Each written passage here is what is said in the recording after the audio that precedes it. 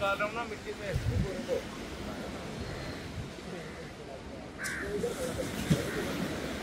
आप गाड़ी की लो ना, गाड़ी के पास खड़ा रहे। मेरी गाड़ी छोड़ी है मैंने, ले रखी है। हाँ ले रखी है मैंने, कैसे